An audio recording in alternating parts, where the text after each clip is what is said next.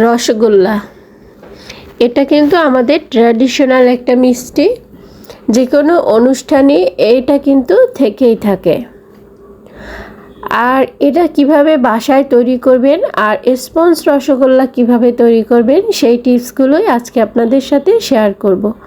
দেখতেই পাচ্ছেন আমি একটু চেপে দেখাচ্ছি এটা কতটা স্পঞ্জ হয়েছে, আর এটা খেতে কিন্তু খুবই মজা হয়।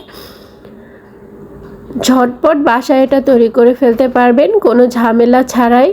অনেকেরই প্রশ্ন থাকে মিষ্টিটা বানালে শক্ত হয়ে যায় বা স্পঞ্জ হয় না, খেতে ভালো লাগে না, সেই স্বাদটা আসলে পাওয়া যায় না। এই সব সমস্যার সমাধান এই একই ভিডিওতে থাকবে, তো না টেনে ভিডিওটি পুরো দেখার চেষ্টা করবেন। হ্যালো এভরিওয়ান, আসসালামু আলাইকুম। কেমন আছেন সবাই? আলহামদুলিল্লাহ, আমিও ভালো আছি। তো রসগোল্লা তৈরি করার জন্য এখানে আমি প্রথমে ছানাটা কেটে নিব, আর এর জন্য এখানে 2 কেজির মতো দুধ দিয়েছি আমি। আজকে আমি 2 কেজি দুধের ছানা কাটবো। আর এখানে ছানা কাটার জন্য আমি ভিনেগারের ভিতরে সম পরিমাণে পানি দিয়ে নিয়েছি। এটা আমার অন্য একটা ভিডিওতে একদম পুরো দেওয়া আছে, সেখান থেকে ইচ্ছা করলে দেখে নিতেও পারবেন।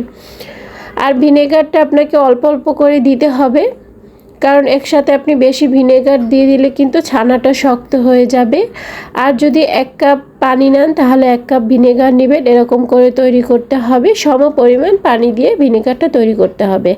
আর এখানে আমি শিরা তৈরি করে নিচ্ছি মিষ্টিগুলোকে এই শিরার ভিতর সিদ্ধ করার জন্য।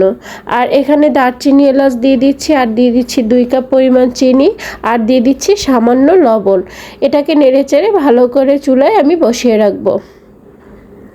অন্যদিকে ছানাটা আমি একদম ভালো করে ছেঁকে নিয়েছি, যেহেতু আমি সরাসরি আপনাদের তৈরি করে দেখাবো তাই এটাকে রেস্টে রাখিনি। সামান্য একটু লবণ দিয়ে এটাকে আমি ভালো করে মথে নিব। আর ছানাটাকে একদম তাড়াতাড়ি করে উঠিয়ে ফেলতে হবে, চুলায় একদমই রাখা যাবে না, তাহলে কিন্তু শক্ত হয়ে যাবে, খেতে একদমই ভালো লাগবে না। আপনার মিষ্টিটা একদম শক্ত হবে, স্পঞ্জ হবে না।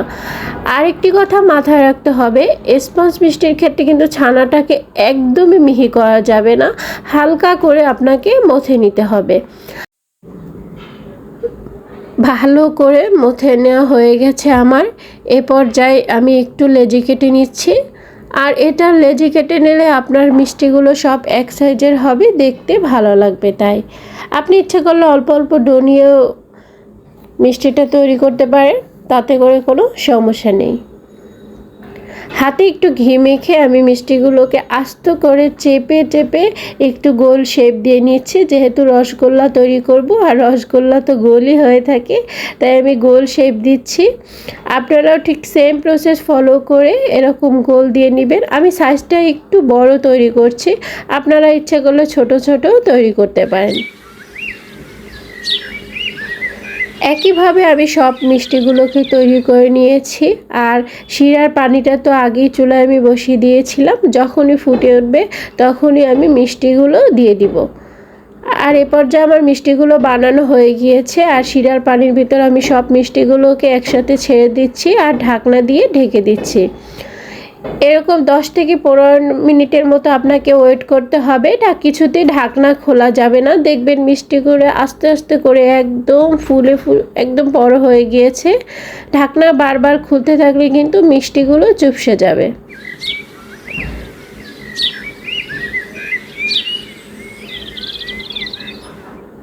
তো দেখতেই পাচ্ছেন আমার মিষ্টিগুলো কিন্তু সাইজে আস্তে আস্তে একদম বড় হয়ে গিয়েছে, আরও অনেকটা বড় হয়ে যাবে।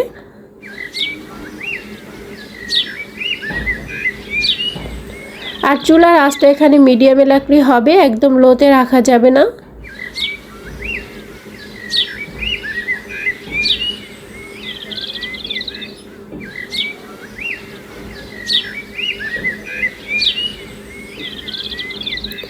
এই পর্যায়ে আমি একটু ময়দা নিয়ে নিয়েছি আর পানি দিয়ে এটা গুলে নিব একটু ঝাঁক দেওয়ার জন্য।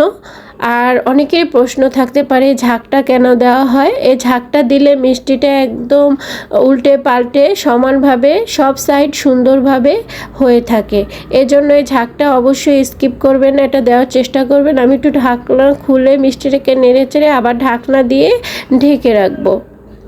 এখন আমি একটু মিষ্টিকে চেক করব যে মিষ্টিটা সিদ্ধ হয়েছে কিনা, তাই একটু পানির ভিতর ছেড়ে দেখলাম এটা ভেসে আছে, তার মানে এখনও মিষ্টিটা পুরোপুরি সিদ্ধ হয়নি।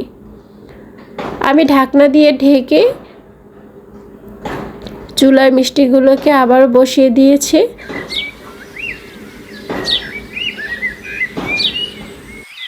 এভাবে 2 হাত দিয়ে পাতিলের ধরে তারপর মিষ্টিগুলোকে নেড়ে চেড়ে দিতে হবে। অবশ্যই ঢাকনা খোলা যাবে না, তাহলে কিন্তু মিষ্টিগুলো চুপসে যাবে।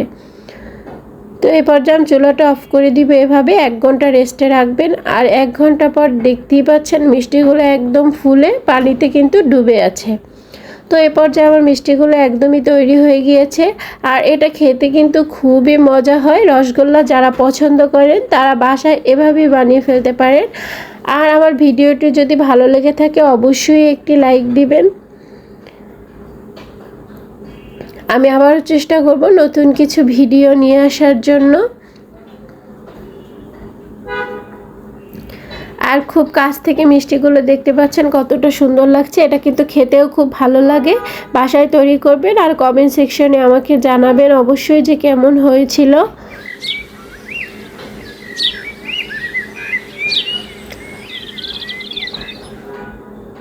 তো আজ এ পর্যন্তই, দেখা হবে নেক্সট ভিডিওতে। আল্লাহ হাফেজ।